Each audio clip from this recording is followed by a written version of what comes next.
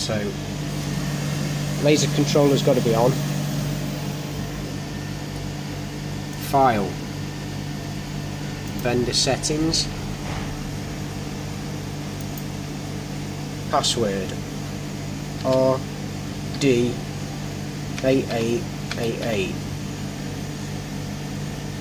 Okay. First you have to read,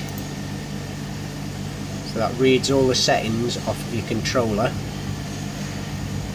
Then we go to laser, water protect, check that off, save,